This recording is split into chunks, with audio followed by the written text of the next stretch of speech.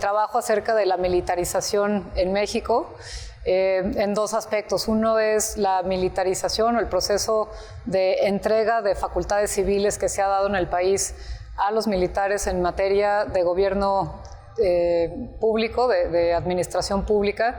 Estas son facultades que no tienen nada que ver con seguridad nacional o seguridad pública, que son directamente funciones de gobierno que se le han entregado a las Fuerzas Armadas, tales como la construcción de aeropuertos, la administración de aeropuertos, pero también la participación en programas como entrega de fertilizantes o medicamentos.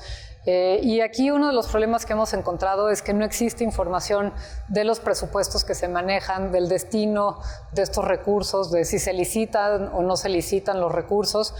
Básicamente hay instituciones civiles que reciben presupuesto a través del presupuesto federal y luego entregan estos recursos a las Fuerzas Armadas y ahí se pierde el control de los recursos públicos y es un problema, por tanto, en términos de transparencia y rendición de cuentas. Y por otro lado está el tema de la militarización y las funciones en seguridad pública.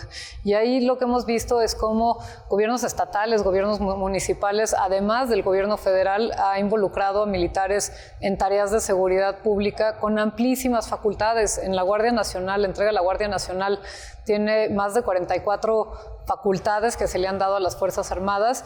Esto implica que los militares no nada más tienen la función de prevenir delitos, investigar delitos, detener personas, pueden entrar a nuestros domicilios, intervenir comunicaciones, realizar tareas de espionaje, pero además están a cargo de la custodia de los centros penitenciarios. Entonces, tienen el control de todo el proceso del proceso penal, pero de nuevo están con una aura de seguridad nacional que implica que no tienen que rendir cuentas, que no hay transparencia en la misma forma que lo tendría un policía municipal, un policía civil. Y por otro lado también la entrega de presupuestos estatales y municipales que esto ha implicado. Muchas personas piensan que los militares que están en una ciudad como esta, en Guadalajara, en un municipio, en cualquier parte del país, lo están a cargo del presupuesto de la Federación. No es así.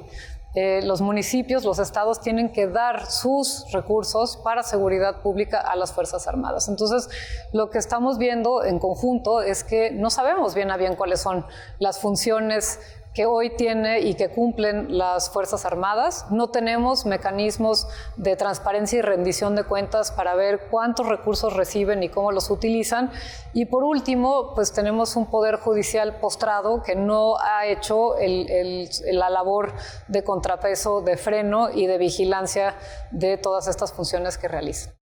Yo creo que es muy importante que nos informemos, que entendamos bien qué significa. Una de las cosas que vimos a través de los Guacamaya Leaks, que son este hackeo masivo que se hizo a las cuentas de correos de la Sedena, es el importante aparato de propaganda que tienen las Fuerzas Armadas. Hay recursos que gasta la Sedena en, por ejemplo, financiar telenovelas. Hay ya grupos que cantan canciones que hablan acerca de los militares. Hay redes sociales que promueven. En fin, hay un chorro de recursos que tiene la Sedena que están puestos para que los ciudadanos generemos una confianza hacia las Fuerzas Armadas y que normalicemos.